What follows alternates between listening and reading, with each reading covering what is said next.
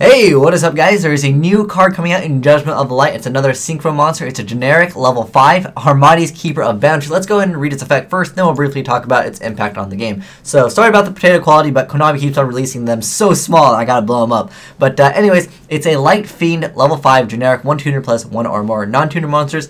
If this card attacks or is attacked, your opponent cannot activate cards or effects until the end of damage step. It's got 2300 attack, 1500 defense, so a little bit lacking in that department, but it's pretty good. It's got a pretty decent effect. Obviously, on the metagame right now, it's not like the greatest card, but you know, if the game slows down to a slower pace, I think this card definitely has some potential. So let's go ahead and read what Konami has to say about it. Basically, they say you can't activate things like, Mirror Force, Swift Scarecrow, Magic Cylinder, Honest Tragodia, anything that activates during the damage step. Obviously, you're not allowed to activate it, which is pretty good, but I feel like its attack and defense are a little bit short. My favorite part of this is it stops Swift Scarecrow and Battle Fader because, oh my gosh, if you guys have ever played against Final Countdown decks, they always have those cards, and this is one of the cards I'd be like, oh no, none of that, which is really awesome because you can only activate something like Swift Scarecrow when they actually declare a direct attack. So I think that is pretty cool. I think this card has some, potential in the game because there's not that many good level 5 Synchro monsters. I mean, it's pretty much Catastrophe Librarian right now.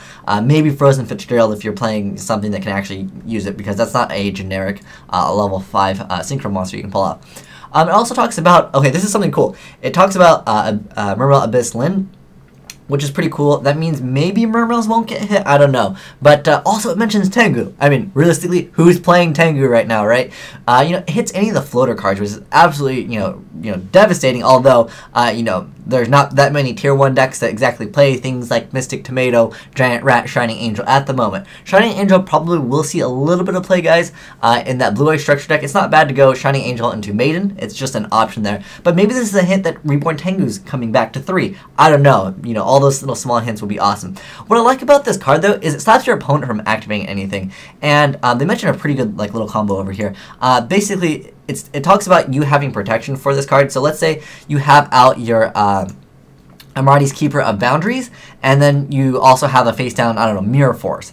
They attack with a Stardust Dragon. You activate Mirror Force, and Stardust can't activate its effect because, when it is attacked or attacks, your opponent can't activate anything until the end of damage step. So I definitely think this card has some potential. Like I mentioned before in my previous video about the new Synchro monster, it's not going to do anything this format. I mean, this format is basically over anyways.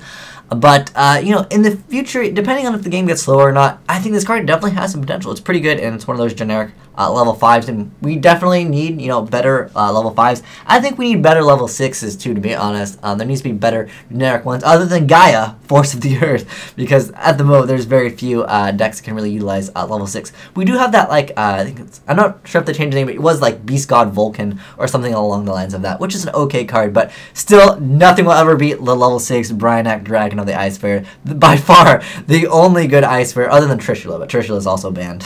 All the good Ice Bears, they were too good. But anyways, though there's probably going to be more Synchro monsters that come out.